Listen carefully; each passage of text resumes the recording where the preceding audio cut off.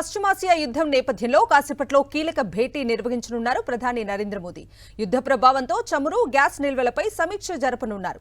ధరల పెరుగుదల కారణంగా ప్రజలు ఎదుర్కొంటున్న సమస్యలు పరిష్కరించడంపై పలు నిర్ణయాలు తీసుకోనున్నారు. ఇదే అంశానికి సంబంధించి పూర్తి డీటెయిల్స్ మా ప్రతినిధి వెంకటేష్ అడిగి తెలుసుకుందాం. వెంకటేష్, చెప్పండి, ప్రధాని మోదీ అధ్యక్షతన జరగనున్న కీలక భేటీకి సంబంధించి అప్డేట్స్ ఏంటి? పశ్చిమాసియాలో యుద్ధం కొనసాగుతున్న నేపథ్యంలో భారత్ లో చమురు కొరత ఏర్పడుతుంది. సో చమురుకు సంబంధించినటువంటి దానిపైన ఇప్పటికే కంటింజెన్సీ ప్లాన్ ప్రభుత్వం రెడీ చేసింది. ఇరాన్ అధ్యక్షుడితో కూడా ప్రధానమంత్రి నరేంద్ర మోడీ 2 సార్లు మాట్లాడారు.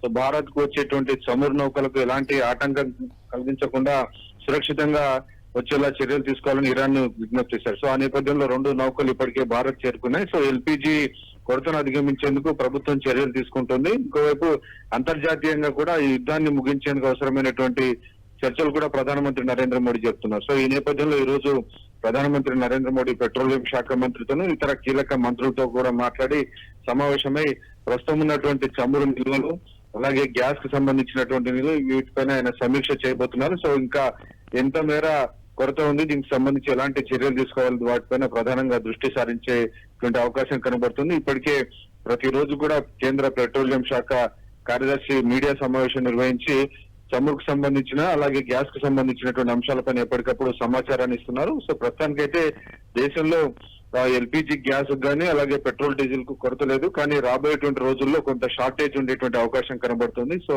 ఇప్పటికే ఖతార్ గానీ ఇతర గల్ఫ్ దేశాలపైన భారీ ఎత్తున ఇరాన్ దాడులకు పాల్పడుతుంది. సో అక్కడ ఉత్పత్తి అయ్యేటువంటి చమురు కూడా తగ్గిపోతుంది. సో ఈ నేపథ్యంలో ఎలాంటి చర్యలు తీసుకోవాలి దానిపైన ప్రధానంగా కేంద్ర ప్రభుత్వం దృష్టి సారించింది. గల్ఫ్ దేశాలే కాకుండా ఇతర దేశాల నుంచి చమురు ఉత్పత్తిని పెంచుకునే దిశగా కొన్ని కీలక నిర్ణయాలు తీసుకునేటువంటి అవకాశం కనబడుతుంది.